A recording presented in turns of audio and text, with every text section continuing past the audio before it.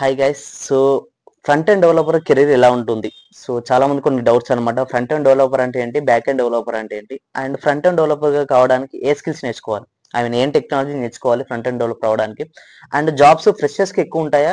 Experience persons కి ఎక్కువ ఉంటాయి? చాలా మంది చాలా డౌట్స్ ఉంటాయి అనమాట. సో ఎలాంటి టెక్నాలజీ నేర్చుకోవాలి ఏంటి అని. సో ఈ వీడియోలో అన్ని విషయాలు మాట్లాడుకుందాం. So welcome back to our channel Mahesh software blogs. So ఎవరైతే కొత్తగా చూస్తున్నారో మన ఛానల్ ని సబ్స్క్రైబ్ అయితే చేసుకోండి, కామెంట్ చేయండి, లైక్ చేయండి, షేర్ చేయండి. సో సబ్స్క్రైబ్ చేసుకోవడం అయితే మర్చిపోకండి. సో లేట్ చేయకుండా వీడియోలకి అయితే వెళ్ళిపోతాం. So front end developer, what is the meaning of front end developer? Front end developers అంటే ఏంటి అంటే, ఫర్ ఎగ్జాంపుల్ ఇప్పుడు మన స్క్రీన్ పైన కానీ మొబైల్లో కానీ అండ్ ఒక ల్యాప్టాప్ లో కానీ అండ్ ఎలక్ట్రానిక్ డివైస్ ఏదైనా సరే ఓపెన్ చేయగానే ఫస్ట్ స్క్రీన్ లో కనిపించేది. ఇప్పుడు మా మొబైల్ డిస్ప్లే స్క్రీన్ లో కనిపించేది అంతా డిజైనింగ్ కానీ అదంతాను బ్యూటిఫికేషన్ కానీ అదంతా చేసేది అంతా మన ఫ్రంట్ ఎండ్ డెవలపర్స్ అనమాట. సో ఓకేనా, ఇది దీని వల్ల వచ్చిన క్లారిటీ అయితే మీకు వచ్చింది అనుకుంటున్నాను. సో అంత స్క్రీన్ పై కనిపించే వాళ్ళంతా డిజైనింగ్ అదంతా కూడా చేసే వాళ్ళంతా ఫ్రంట్ ఎండ్ డెవలపర్స్. సో వీళ్ళందరూ కూడా చేసేది, యూజ్ చేసే టెక్నాలజీ ఏంటి అంటే HTMLs కావచ్చు, సిఎస్ఎస్ అండ్ అలాగే job script and different different technology అందులో ఉంటాయి. అవన్నీ కూడా యూజ్ చేసుకొని టెక్నాలజీ అని యూజ్ చేసుకొని సో మనకు అంత బ్యూటిఫికేషన్ అంత డిజైన్ అయితే డిస్ప్లే అయితే అవుతుంది అనమాట. మనం ఓపెన్ చేయగానే స్క్రీన్ ఓపెన్ చేయగానే సో ముందు కనిపించేది అంతా కూడా ఫ్రంట్ ఎండ్ డెవలపర్స్ అయితే డిజైన్ చేస్తారు అనమాట. ఇది వాళ్ళు డిజైన్ చేసే వాళ్ళ వర్క్ అన్నమాట. సో కెరీర్ ఎలా ఉంటుంది?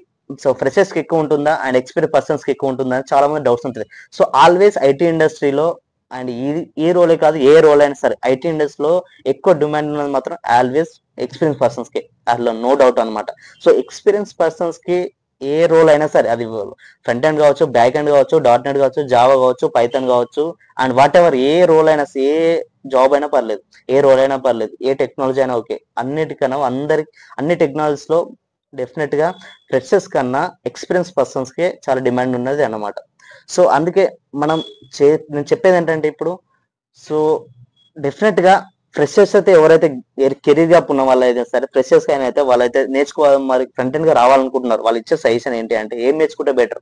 సో చాలా మంది అనుకుంటారు ఫ్రెషర్స్ అయితే ఫ్రంట్ ఎండ్ HTML చేస్తే సరిపోతుంది కదా అని చాలా మంది డౌట్స్ ఉంటాయి. It's not correct, it's very wrong. And come to the my point, and నాదే కాదు ఎవరిదైనా చెప్తే అదే చెప్తారు. HTML చేస్తే సరిపోదండి. డెఫినెట్ గా దానికంటే ఒకటి అడ్వాన్స్ టెక్నాలజీ నేర్చుకుంటుందా, like JavaScript and JavaScript కావచ్చు, అండ్ బూస్టాప్ కావచ్చు అండ్ జేకోరీ కావచ్చు, ఇలా డిఫరెంట్ డిఫరెంట్ టెక్నాలజీ ఉంటాయి అనమాట. HTML తోనే నేను ఫ్రంట్ ఎండ్ డెవలపర్ అవుతా, దాంతోనే నేను మూవ్ ఆన్ అవుతా అంటే అది కరెక్ట్ కాదు.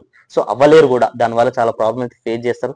HTML CSS తో పాటు జావా స్క్రిప్ట్ నేర్చుకోవాలి అండ్ బూస్టాప్ నేర్చుకోవాలి అండ్ జేకోరీ నేర్చుకోవాలి. అండ్ యాంగ్లర్ డెవలపర్ అవ్వాలనుకునే వాళ్ళు మాత్రం యాంగ్లర్ అండ్ అందులో డిఫరెంట్ కాన్సెప్ట్స్ కూడా ఉంటాయి యాంగ్లర్ లో. సో అవి నేర్చుకోవాలన్నమాట. ఇవన్నీ కూడా నేర్చుకుంటే వాళ్ళు డెఫినెట్ గా ఒక మంచి డెవలపర్ అయితే అవుతారు ఫ్రంట్ ఎండ్ గా. సో ఓన్లీ నేను HTML చేసిన మూవ్ అని అవ్వలేదు, స్ట్రగుల్ అయితే డెఫినెట్ గా స్ట్రగుల్ అవుతారు. ఫ్యూచర్ లో డెఫినెట్ స్ట్రగుల్ అవుతారు. సో కెరీర్ గ్రోత్ అనేది చాలా తక్కువ ఉంటుంది, కెరీర్ గ్రోత్ అంత మాత్రాన ఉండదు. సో డెఫినెట్ గా జావా స్క్రిప్ట్ అనేది ఖచ్చితంగా ద మ్యాండేటరీ అనమాట. ఫ్రంట్ ఎండ్ డెవలపర్ కి జావా స్క్రిప్ట్ చాలా మ్యాండేటరీ. అందులో చాలా చాలా టెక్నాలజీ, చాలా కాన్సెప్ట్స్ ఉంటాయి, చాలా నేర్చుకోవాలి. జావా స్క్రిప్ట్ ఎండ్ అనేది ఉండదు అనమాట, చాలా కాన్సెప్ట్స్ ఉంటుంది. అది మన మినిమం నాలెడ్జ్ అయితే ఉండాలి, ఒక మినిమం 40 to 50% ఉండి అండ్ HTML CSS నాలెడ్జ్ ఉంటుండే డెఫినెట్ గా మనం మంచి గ్రోత్ అని ఉంటుంది, మంచి జాబ్స్ అయితే ఉంటుంది. సో మరి ఫ్రంట్ ఎండ్ డెవలపర్ కి జాబ్స్ ఎందులో బాగుంటుంటాయి, మరి ఎందులో ఏ కంపెనీస్ లో బాగుంటుంది, ఏ లెవెల్ ఆఫ్ స్టేజ్ లో కంపెనీస్ బాగుంటుంది అంటే ప్రతి కంపెనీలో మిడ్ లెవెల్ కావచ్చు అండ్ స్టార్ట్అప్ కంపెనీస్ కావచ్చు అండ్ ఎంఎన్స్ కంపెనీస్ కావచ్చు, అలాగే ప్రొడక్ట్ బేస్డ్ కంపెనీస్ కావచ్చు, ఏ కంపెనీలో అయినా సరే first front end developer definite గా కావాలి. చాలా రిక్వైర్మెంట్ అనేది ఖచ్చితంగా ఉంటుంది, చాలా రిక్వైర్డ్, చాలా నీడ్ ఉంటుంది. So A type of companies లో అయినా సరే, ఏ లెవెల్ కంపెనీలో అయినా సరే ఫ్రంట్ ఎండ్ డెవలపర్ అనేది ఖచ్చితంగా రోల్ అనేది ఖచ్చితంగా అవసరం అనమాట. సో మీరు ఫ్రంట్ ఎండ్ డెవలపర్ అవ్వాలనుకుంటే డెఫినెట్ గా మీరైతే ఓన్లీ HTML CSS కాదు, జావా స్క్రిప్ట్ నేర్చుకోండి డెఫినెట్ గా, బూస్ట్ అప్ దాంతో పాటు. ఇఫ్ నాట్ టెక్నాలజీ పెట్టుకొని వెళ్తే డెఫినెట్ మంచి గ్రోత్ ఉంటుంది, మంచి జాబ్ రావడానికి ఉంటుంది. ఇంటర్వ్యూస్ లో కావాల్సింది, తన ఇంటర్వ్యూ అడిగేది జస్ట్ HTML CSS సరిపోదు అక్కడ, జస్ట్ జావా స్క్రిప్ట్ అనేది మ్యాండేటరీ పక్కా అక్కడ. సో జావా స్క్రిప్ట్ మీద ఫోకస్ చేయండి అండ్ అలాగే బూస్టప్ మీద కొంచెం నాలెడ్జ్ తెచ్చుకోండి. డెఫినెట్ గా మంచి జాబ్స్ అనే ఆపర్చునిటీ చాలా ఉంటాయి కూడా ఎప్పటికీ కూడాను. ఆల్వేస్ ఆ ఫ్రంట్ ఎండ్ డెవలపర్ రోల్స్ అనేది ఎప్పటికి కూడా చాలా అవకాశాలు చాలా ఉంటాయి. ఏ కంపెనీలో, ఏ మిడ్ లెవెల్ కంపెనీలో సరే చాలా ఉంటుంది అవకాశాలు.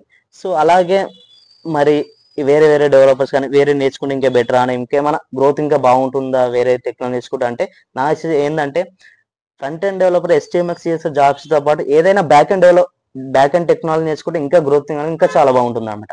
Maybe your based on your learning skills అనమాట. So thank you guys, thank you for support and love and everything. So definite గా ఒక మంచి వీడియోస్ అయితే ఇప్పటి నుంచే చేస్తాను. సాఫ్ట్వేర్ సంబంధించి, నాన్ ఐటీ సంబంధించిన మంచి వీడియోస్ అయితే ఇప్పటి నుంచి అప్లోడ్ చేస్తాను. So thank you so much and good bye.